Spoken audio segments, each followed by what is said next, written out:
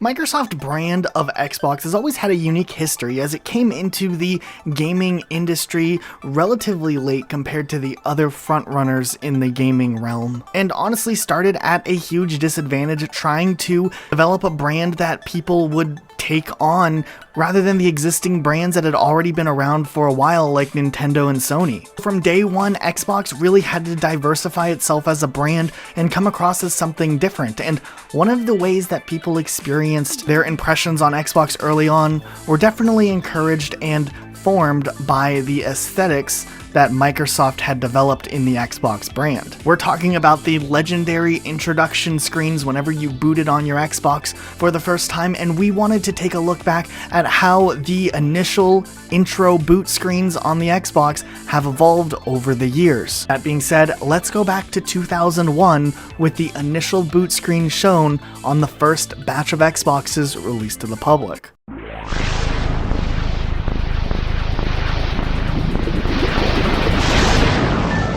Well, this intro is really different from what we have seen in future updates to the Xbox brand and definitely has more of a science fiction-y feel. This green energy vibe that was portrayed in the first Xbox intro really allowed for people to feel like they were playing on some future generation console. Whether it was the black and green aesthetic or just the weird oversized Xbox controller, this intro got people hyped for whatever they were about to play, whether it was Halo or one of the older Call of Duties. Just the sound that is associated with it and how it pans from one speaker to the other just kind of gave this immersive feel in the intro and definitely got a lot of younger people hooked on the Xbox as their console of choice, especially because it almost kind of coincides with just a lot of the aesthetic feels that you get when you play games like Halo. However, it wouldn't be too long before Microsoft updated their console to the new Xbox 360 variant released in 2005 in hopes to get a head start on the next generation of consoles. It was pretty clear that Microsoft was trying to advertise this new console as a more refined version of what they have done in the past and a more trendy game console rather than a console that was fueled on Mountain Dew like the Xbox before it. Thus, we were given the first Xbox 360 intro.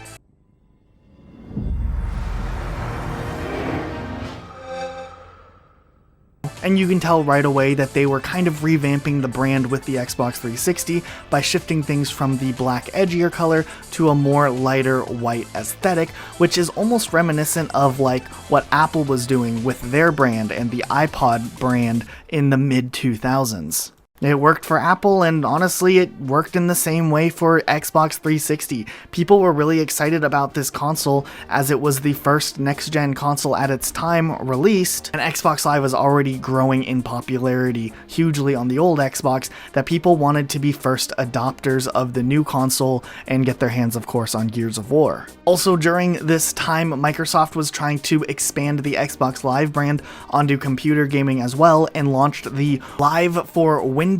support, which looked like this. And while this service really wasn't well received and wasn't really that great at working properly, it still brought Halo 2 onto Windows Vista, which was kind of nice. After 5 years of the OG Xbox intro being what people saw when they booted up their consoles, Xbox really wanted to renew its brand as it also was kind of having somewhat of a negative association with having the famous red ring of death on many of its consoles. So with the release of 2010's Xbox Kinect, Xbox actually had a redesign as an overall console and a massive title update that would redesign the way that players experienced the dashboard and all of the other user interfaces on the Xbox 360. And with that, we got this new intro.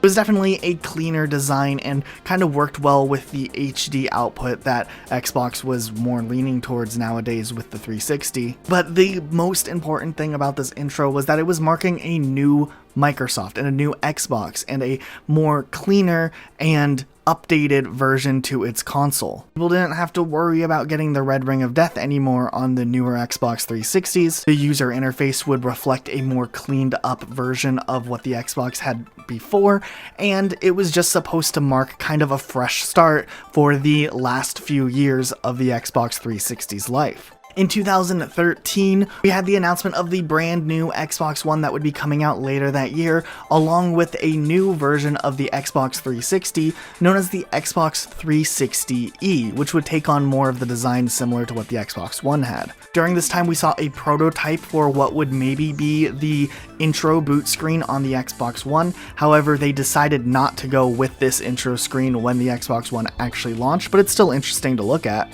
And they also had kind of alluded to a new Xbox 360e that would be this exclusive Walmart blue Xbox 360e, and during the time of this announcement, everyone speculated and there was rumors going around that this Xbox would have a unique blue intro screen, and while some people have even reported this as fact, we did our research and there's no evidence that there ever was a legitimate blue Xbox intro like the one you're seeing on your screen right now. I mean, we even found someone unboxing the Xbox, starting it up, and we just see the classic green on it. However, this led us down the rabbit hole into the modding community on the Xbox 360, which has been huge since the early days of the 360's launch. This has led to some really creative intro and boot screens being made by the Xbox community that really just kind of gave a different vibe from the Xbox 360 when booting it up. Here are some of the really interesting ones that we've seen.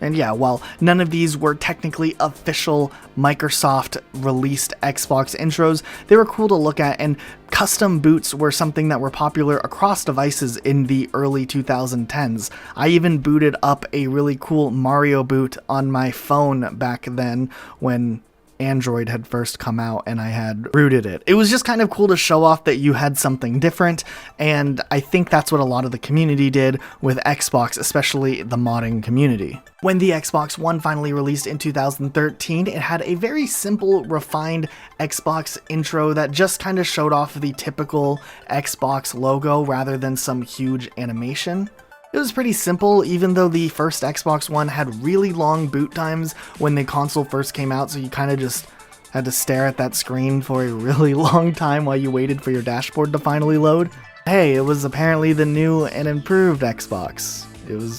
was awful. When the Xbox One X was released, however, it did have an extra little part added into the intro, just kind of to show off that you had the higher version of the Xbox and the better specs in your console, and it kind of looked like a part of the clip that was taken from the initial reveal trailer of the Xbox One X or Project Scorpio, and it actually looks pretty cool when you boot up your console.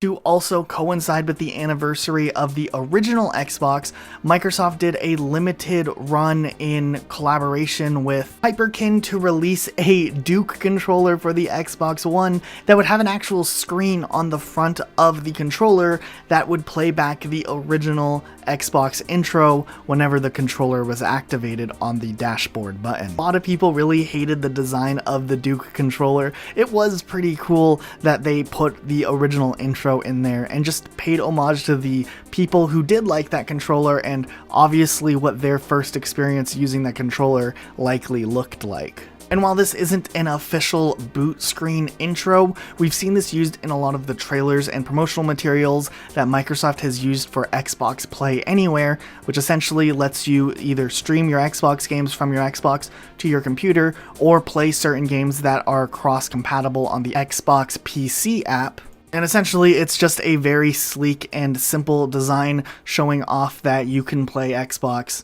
now anywhere. And it also kind of hints at the future of what Microsoft is doing with Xbox and what they're going to be doing in their next-gen consoles, providing a service that's available on more consoles than just Xbox itself. At E3 2018, we saw a small promo for Project xCloud, which essentially will be the new streaming service where you can play games on Xbox on any device. And we see this splash screen used to promote this new project, even though we fully expect them to have a redesign and a fresh new boot screen for this service whenever it actually launches, sometime maybe later this year. As we see Xbox both grow as a console and expand its market to maybe being the gaming version of Netflix on multiple platforms, we're seeing different partnerships with Microsoft and Xbox on different types of consoles by different companies. More recently, Microsoft has announced that they're going to be teaming up with Nintendo to bring the Xbox app onto the Nintendo Switch, which would mean one day we'll be looking at this boot screen right before we load up a new game of Halo, which is kind of a mind-boggling thing to think about nowadays, but it just shows how Nintendo has pivoted to be in its own market, and Microsoft's also pivoting to be in its own market that can kind of be symbiotic together at the same time. But the real question here is, what Xbox boot was your favorite? Personally, my favorite is the original Xbox 360 boot, just because I have so many memories of that one when I would start up my console, whether to play Halo 3, Call of Duty Modern Warfare 2, or even games like Rock Band. However, the redesigned version that came out in 2010 was probably better looking and it just was smoother, but I still have the nostalgic feel for that first Xbox 360 one. But let us know what you're thinking in the comments down below. For more coverage on all things Xbox and the glory days of Xbox Live, be sure to subscribe with notifications on, because that's kind of what we focus on here. And we'll catch you guys next time with a brand new video.